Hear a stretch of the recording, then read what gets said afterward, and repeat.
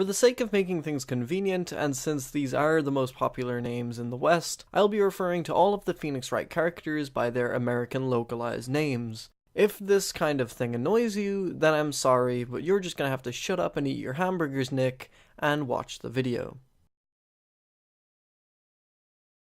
It's kind of unfair that the term live-action video game adaptation has become so tainted over the last few decades. Sure, there have been some absolutely terrible attempts, and some that are just boring at best, but I don't think live-action adaptations should be completely disregarded as a failed idea that will never work. Sure, at one point in my life, I probably would have been one of those naysayers, but not anymore, for I have discovered the genius that is Takashi Miike. You see, Western and Eastern live-action adaptations are completely different, and I think the good folks over in Japan have figured out what it takes to make a decent live-action adaptation, even if they have their own failed attempts. Miike is the kind of filmmaker that's unheard of here in the West. He's most well known for his ultra-violent action movies, but he's done everything from children's movies to period pieces, and of course, video game movies. My first introduction to his work was an adaptation of the first Yakuza game, which I loved so much that I had to make a video about it as quickly as possible. This man has made 100 movies in his time, and while not all of them are going to be gold, he consistently gets work and seems to be a pretty well-loved director. Miike honestly reminds me a lot of Uwe Boll. No, think about it. Take away the over-the-top anger, terrible movies, and tax dodging, and they're pretty similar. They both put out multiple movies in a year, tend to have excessive violence, and have a history of adapting video games. Miike is a successful Uwe Boll, since Miike seems to actually care about the source material he adapts, and he isn't just buying whatever video game license is going cheap. This brings us to my most recent adventure into Miike's filmography, the Phoenix Wright live-action movie, or as it's called in Japan, Gyakuten Saiban. The first Phoenix Wright has always been one of my favorite DS games, and while the anime that aired in 2016 was pretty okay, it wasn't exactly memorable. My expectations for this movie, however, were very different. Going into Yakuza, I thought it would be pretty terrible but worth a laugh. So when I found out it was secretly amazing, I went into this Miike production with much higher expectations. Did it manage to live up to said expectations? Let's examine the evidence and find out. Court is now in session, so take your seats and we'll begin the trial of Ace Attorney. In the far-off future of 2016, the Japanese justice system has been so flooded with criminals that the current court system just isn't good enough. Thus, the bench trial system is created. Crimes are brought before the court a day after they are committed, and the prosecution and defense have a limit of 3 days to solve the case. The general public can buy tickets to watch said trials, leading to courtrooms that are more spectacle than lawful. In this world, our naive young protagonist, Phoenix, or Naruhodo, is a rookie defense attorney, looking to make a name for himself. However, when his mentor Mia is murdered, Phoenix must quickly adapt to his position, and find the truth behind a 15-year-old conspiracy. For any of you that have played the first Phoenix Wright, it's pretty much the same plot from the first game, focusing mostly on the trial of Mia's death and the DL6 incident. The Steel Samurai case gets a little cameo, and we do see the trial of Larry Butts, but these two are skimmed over for the sake of keeping the movie from dragging on too long. As far as the story and characters go, it's extremely faithful. Everyone's costumes look more accurate than you would expect, considering these hairstyles really shouldn't work in real life. The only problems I have with the characters is that Dick Gumshoe looks a lot younger than he does in the games, and Red White looks more like Ozzy Osbourne than his normal incarnation.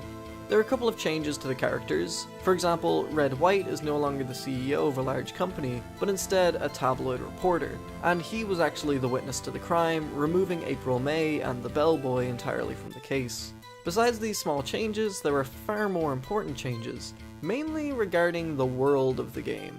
For the most part, its outdoor settings are the same as the game, and it looks pretty authentic, but everything about the courtroom is strange. For some reason, the inside of the courtroom feels more like a Blade Runner future than Phoenix Wright. There are these giant holograms that show pieces of evidence and can be freely moved around the courtroom. At one point, Phoenix has a bullet analyzed there and then in the courtroom by throwing it into the air and having lasers scan it. On top of this, the holograms themselves are hilarious. In order to produce evidence, whenever Phoenix hits the table and objects, the evidence appears before him and flies towards the court.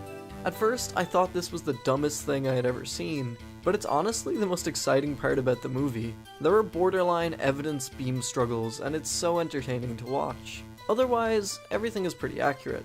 All the actors portray their characters near perfectly, and no one feels like they've completely changed, besides the aforementioned Wright.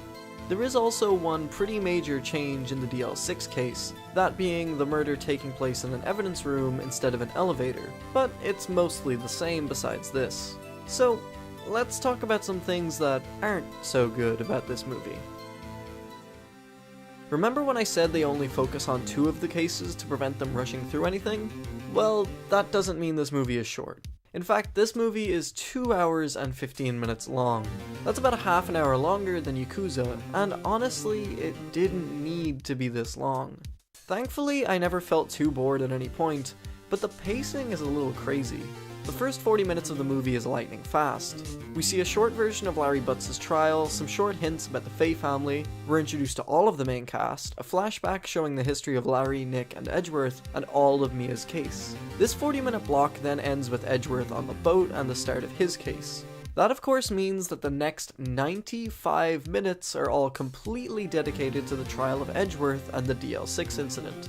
The reason this much time is taken is probably because of some of the additions. For example, there's a near 10-minute scene of flashbacks showing Yanni Yogi's life, and a scene where Maya plays the piano while Nick and Edgeworth look over evidence. I will say that it doesn't feel like padding. It's mostly just a weird shift from the lightning-fast pace of the opening to the slow pace of the second half. But to give this movie some more credit, it manages to succeed where most Japanese movies fail. For some reason, the Japanese film industry can't seem to figure out CGI. Or maybe it's just that they lack the budget to use it effectively. Regardless, the CG in this movie is fairly minimal, all things considered, and when it is used, it actually looks pretty decent. Credit where credit's due, the Courtroom CG is especially impressive. Much like the Yakuza live-action movie, the real fun of this movie comes from the little details. For example, the Blue Badger is in this movie for a little bit, seen here holding an umbrella for Gumshoe. However, something happens during the final case that, well, as the judge is about to give Edgeworth a guilty verdict, the Blue Badger stops his gavel from coming down, as Dick Gumshoe had managed to secure the runaway witness. And then, this happens.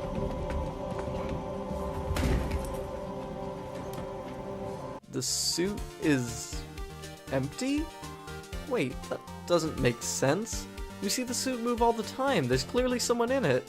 What happened to this person? Is there a remote-controlled robot? Why does no one react to this man disappearing from the suit? I'm not even sure if this was intentional or an oversight, because everything about the way the scene is shot tells me that it was meant to be a gag, but it just ends up being the most confusing moment in the entire movie. I was howling in disbelief when I watched this scene, and I couldn't get over it. Moving on from the horrific thoughts of what happened to that poor man, one of the things I was most interested in seeing them handle was, of course, Polly.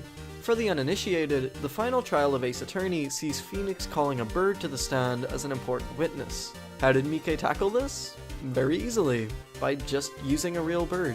There's this 1.5-minute long scene that's filmed almost continuously where Hiroki Narimiya, the actor who plays Nick, talks to the bird, and it's just the best. Like, how did they direct this scene?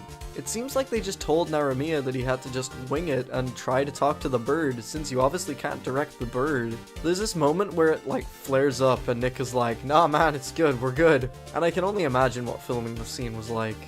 Another interesting directorial decision was the crowd in the courtroom. The first game doesn't really show the crowd very often, and the anime just decided to use CG normal people, but I think Miike had just recently watched the Hunger Games and mixed up the Capitol with the world of Phoenix Wright. Some of the outfits in the crowd are just nonsense. It's all brightly colored dresses and big hats, and I guess it works when you're looking at how intricate Von Karma and Maya's outfit is, but still. Speaking of the crowd, for the most part they exist to whisper and add ambience, but then other times you've got scenes like this. クリスマスイブの午前0時を過ぎていたということは、正確にはクリスマス?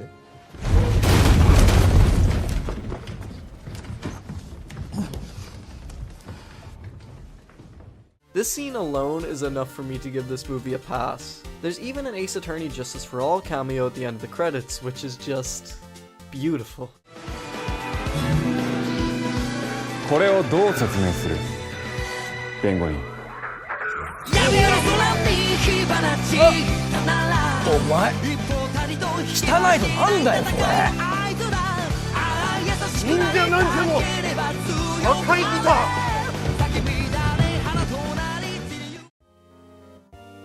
I think it's pretty clear by now that I think this movie is great. And if you're looking for an unorthodox Christmas movie that may or may not be a Christmas movie, then I can't recommend it more. If you're a fan of Ace Attorney, then there's a lot of stuff in it for you. If you've never played them, then I don't see why you can't watch this either.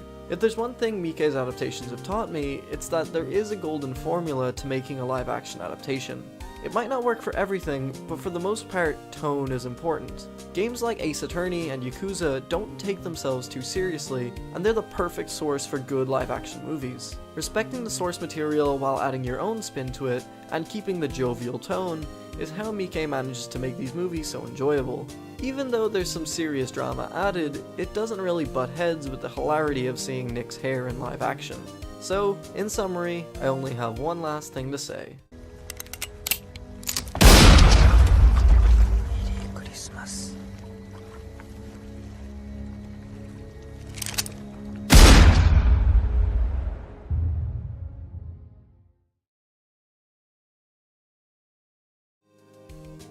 Hey, thanks for watching this dumb, totally Christmas-themed episode. I've been so busy the last 2 months with college and work, but hopefully I'll be back on the proverbial YouTube horse soon. I've got some pretty big videos planned for early 2018, and with any luck, I'll actually manage to stick to some sort of schedule. But this video is long enough already, so I'll let you go. Thanks for watching, have a Merry Christmas or a Happy Holidays, and I'll see you when I see you.